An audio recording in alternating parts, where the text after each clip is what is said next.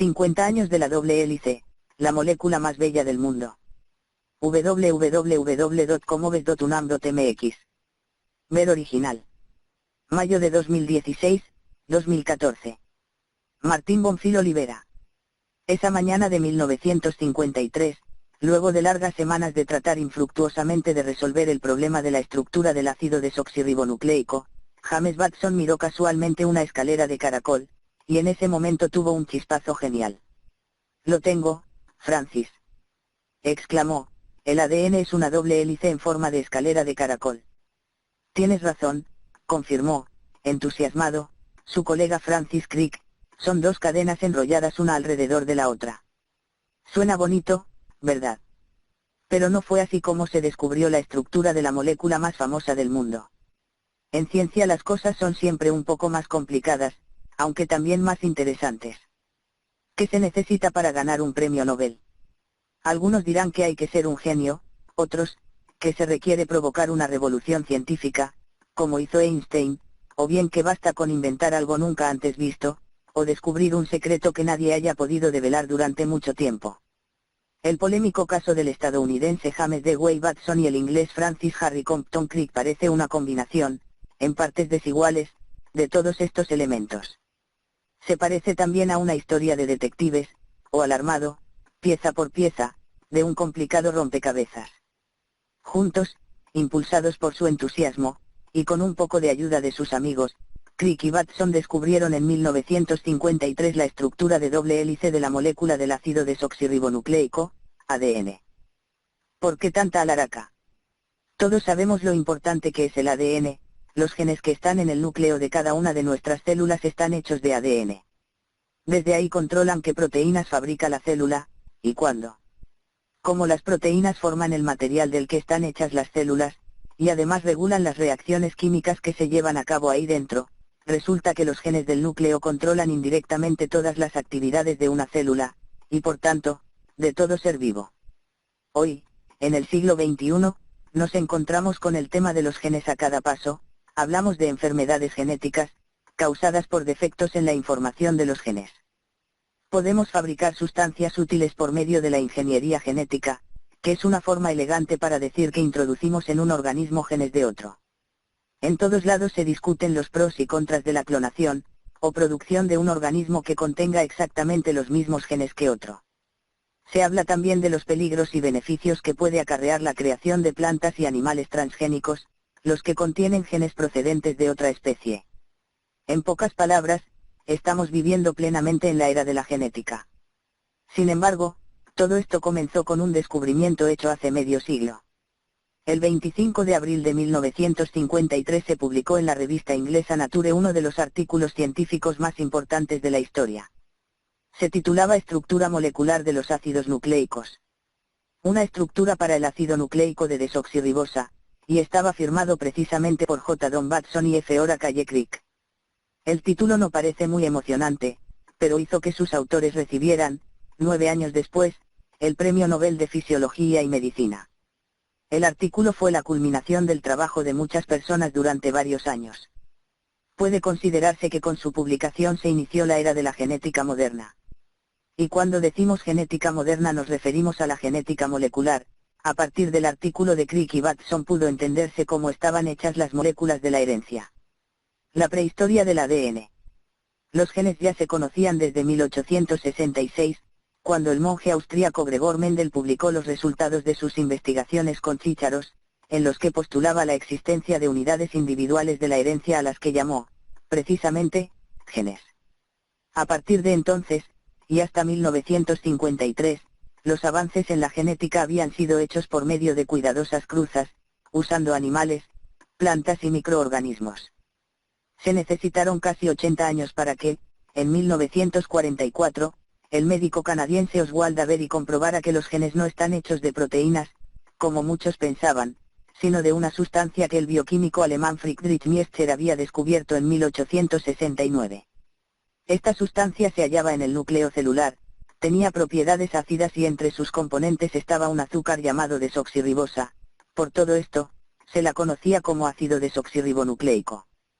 Posteriormente se supo que se trataba de una molécula gigantesca, o macromolécula, formada por cientos de miles de átomos. También las proteínas y algunos otros tipos de azúcares son moléculas gigantes. A partir del descubrimiento de Avery, la pregunta más interesante que podía hacerse un bioquímico era, ¿cómo está construida la molécula del ADN? Después de todo, tenía que ser una molécula muy especial, pues tiene dos propiedades únicas. En primer lugar, es capaz de almacenar la información genética para formar un organismo completo, ya sea una bacteria, un hombre, un pino o una ballena azul. En segundo, la propiedad más sorprendente, pues es quizá lo más fundamental para la vida, el ADN puede reproducirse, fabricar copias de sí mismo. Hasta ese momento, no se conocía ninguna molécula, por complicada que fuera, que pudiera cumplir con estos requisitos. Los componentes del ADN. El ADN está constituido por unidades llamadas nucleótidos, unidas entre sí formando largas cadenas. A su vez, cada nucleótido está formado por tres partes: un fosfato, el azúcar desoxirribosa, desoxi porque es pariente cercana de otro azúcar, la ribosa, solo que le falta un oxígeno, y una de cuatro moléculas conocidas como bases nitrogenadas. Estas últimas se dividen en dos grupos, las bases púricas, adenina y guanina, y las pirimídicas, timina y citosina, llamadas así porque se derivan de dos compuestos, la purina y la pirimidina. Armando el rompecabezas de la vida. Watson y Crick partieron del muy sensato principio de que para entender cómo funciona algo, primero hay que saber cómo está hecho. Por ello, decidieron concentrarse en averiguar la estructura molecular del ADN. En 1951, cuando comenzaron a investigarlo, ya se conocía algo sobre la estructura de la intrigante molécula. Se sabía, por ejemplo, que contenía carbono, hidrógeno, oxígeno, nitrógeno y fósforo. También se sabía que está formada por largas cadenas de unidades llamadas nucleótidos, véase recuadro. La columna vertebral de la molécula está formada por fósforo, en forma de grupos fosfato, y el azúcar desoxirribosa. De esta columna sobresalen las llamadas bases púricas, adenina y guanina, y pirimídicas, timina y citosina. Se pensaba que, de alguna manera, la información genética del ADN estaba escrita en el orden de las bases en la molécula. Lo que no se sabía era cuántas cadenas formaban una molécula, ni cómo se acomodaban una respecto a otra. Finalmente, se contaba también con un dato curioso: estudiando ADN de diversas especies, el bioquímico austríaco Erwin Chargaff había encontrado que el contenido de adenina era siempre igual que el de timina, y el de guanina era igual al de citosina, aunque las proporciones de adenina más timina y guanina más citosina variaban según el organismo de que se tratara. Nadie podía imaginar qué significaban estas reglas de Chargaff, pero estaba claro que no se trataba de una coincidencia. Por aquel entonces, Watson era un niño genio de 23 años. Había obtenido su doctorado en Chicago, donde se había especializado en ornitología, el estudio de los pájaros. Había ido a Copenhague, Dinamarca, a estudiar genética, pero como encontró poco estimulante el ambiente, decidió mejor ir a Cambridge, Inglaterra, al famoso laboratorio Cavendish, donde se aplicaba una nueva técnica conocida como cristalografía por difracción de rayos X, véase recuadro, para estudiar la estructura de moléculas biológicas, sobre todo proteínas.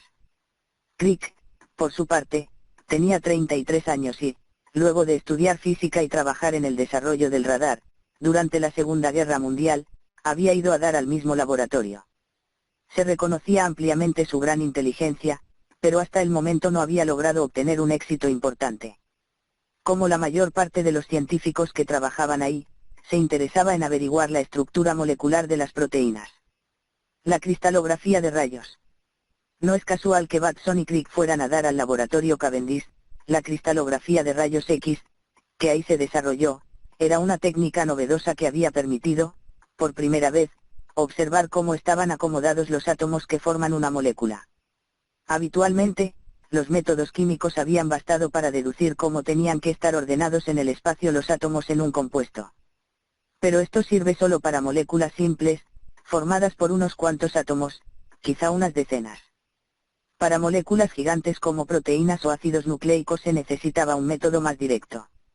Usar un microscopio convencional, que usa luz, no era una posibilidad. Con él pueden verse bacterias, pero los átomos son varios miles de veces más pequeños. Incluso utilizando el microscopio electrónico, Perfeccionado en 1937, las proteínas y el ADN solo se podían ver como manchitas borrosas. Los rayos X, a diferencia de la luz visible y los electrones, son ondas cuyas oscilaciones, su longitud de onda, son muy pequeñas. Tanto que pueden usarse para ver átomos. De modo que, en teoría, podrían usarse los rayos X, haciéndolos pasar a través de una muestra de proteínas, o ADN, para obtener una imagen de los átomos que lo formaban. Por desgracia, no hay lentes que puedan enfocar los rayos X, como las lentes de cristal en un microscopio óptico enfocan la luz, o los campos magnéticos en uno electrónico enfocan los electrones. Lo único que se podía hacer era dirigir el haz de rayos X a través de la muestra y colocar del otro lado una placa fotográfica, de modo que se obtenía una serie de manchas. Posteriormente, utilizando técnicas matemáticas, podía intentar deducirse dónde tenían que estar los átomos de las moléculas para haber desviado, difractado, los rayos X de manera que se produjera ese patrón de manchas en particular. La historia se complica. Y es aquí donde entran en escena otros dos personajes importantes de esta historia. Así como en el laboratorio Cavendish se aplicaba la cristalografía por difracción de rayos X para estudiar la estructura de las proteínas, en el King's College, en Londres, el físico Maurice Wilkins hacía lo mismo con el ácido desoxirribonucleico. Durante años, Wilkins había estado tratando de obtener, e interpretar, buenas imágenes del complicado patrón que producían los rayos X al pasar a través del ADN.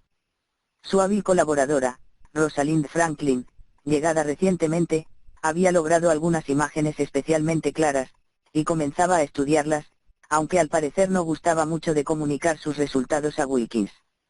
Cuando Watson y Crick comenzaron a interesarse en la estructura molecular del ADN, estaban en cierto modo entrando en el campo de estudio de los expertos Wilkins y Franklin. Los entrometidos Crick y Watson no estaban suficientemente capacitados para obtener e interpretar patrones de rayos 10. Pero en cambio, tenían ideas frescas. Las proteínas que se estudiaban en el Cavendish, al igual que el ADN que se estudiaba en Londres, están formadas por miles de átomos. Desentrañar su estructura exclusivamente a partir de los datos de difracción de rayos X era un problema mayúsculo, sobre todo en esa época en que no había computadoras. Fue por eso que Crick y Watson tuvieron que utilizar una vía corta.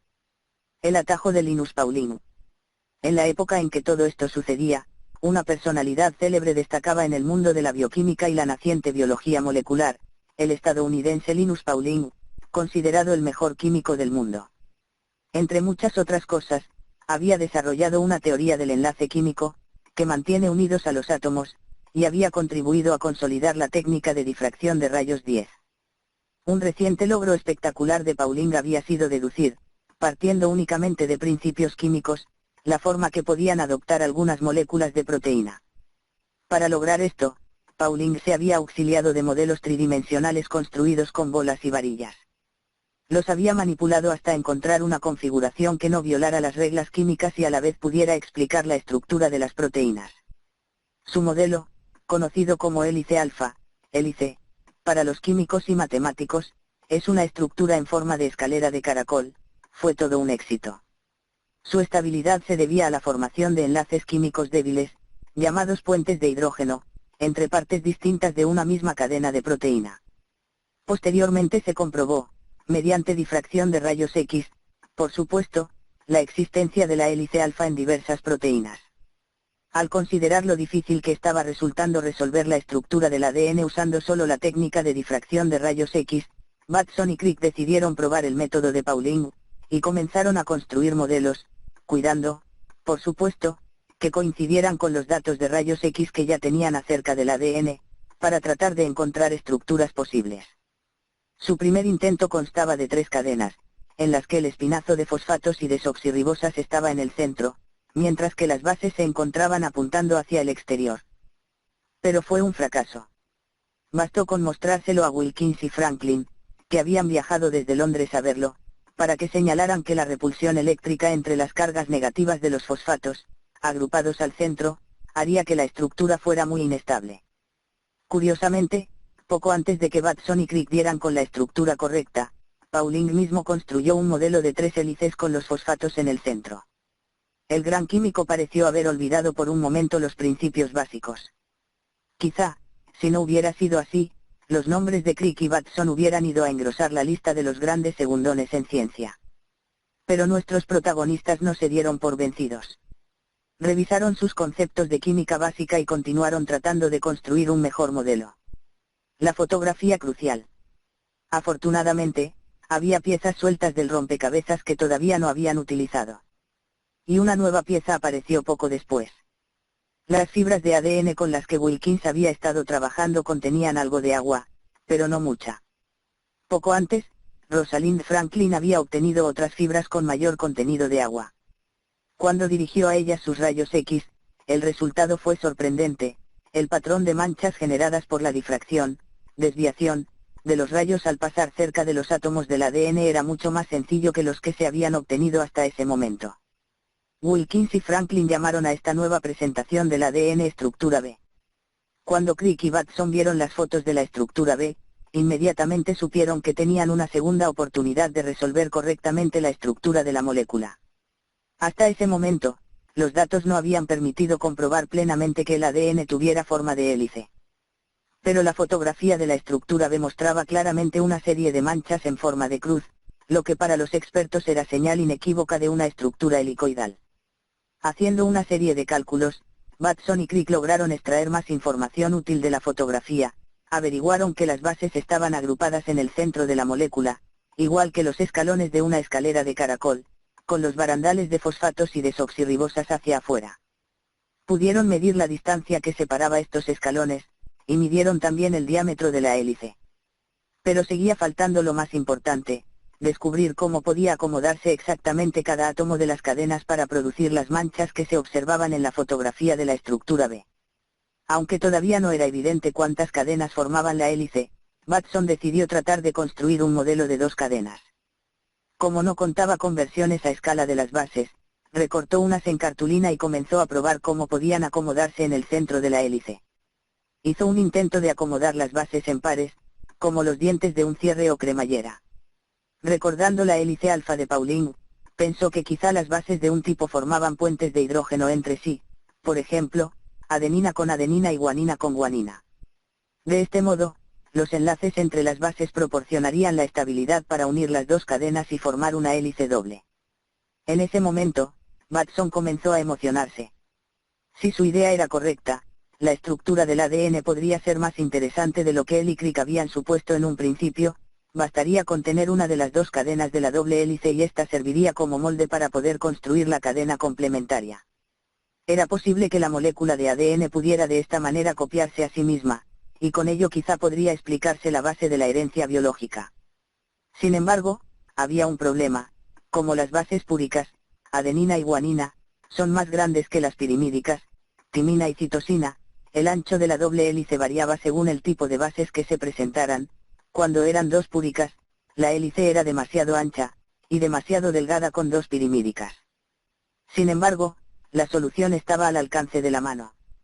El 28 de febrero, Watson y Crick pudieron anunciar, orgullosamente, que habían descubierto el secreto de la vida: la complementariedad de bases.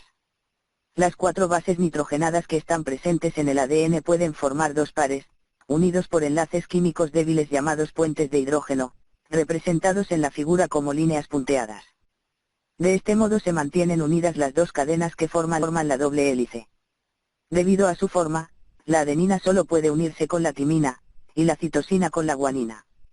Esta especificidad hace que baste conocer el orden de las bases de una de las cadenas para poder construir la cadena complementaria que se unirá a ella.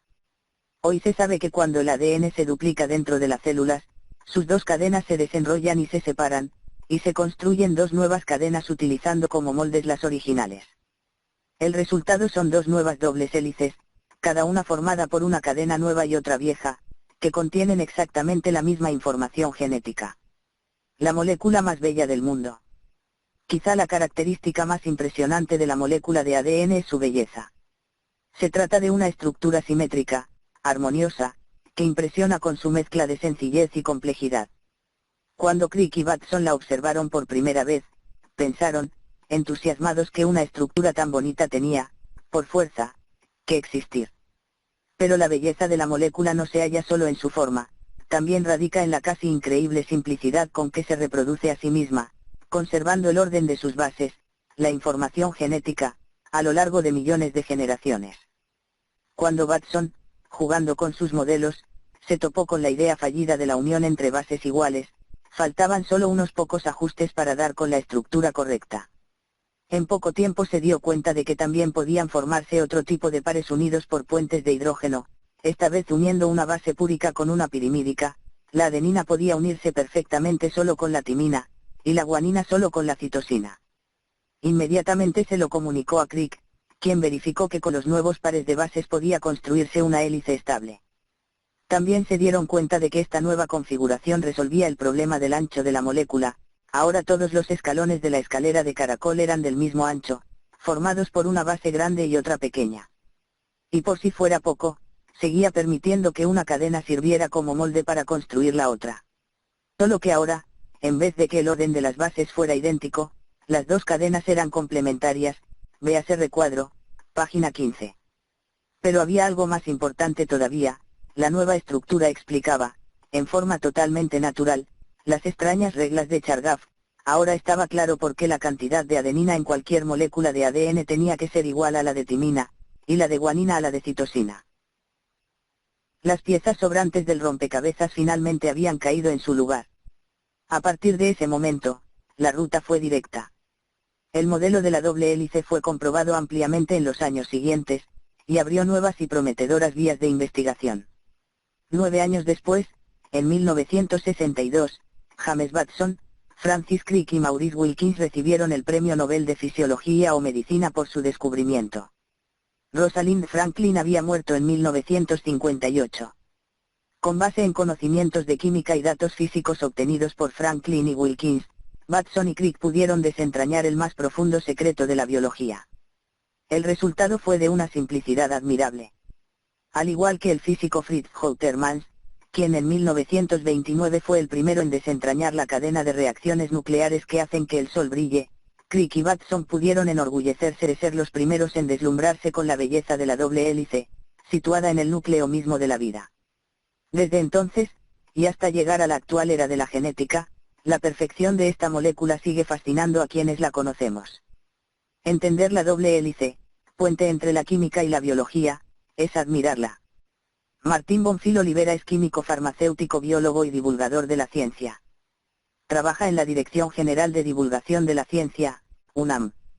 Colabora con diversas publicaciones y escribe la columna mensual Ojo de Mosca en Cómo Ves. Comentarios, bonfil@servidor.unam.mx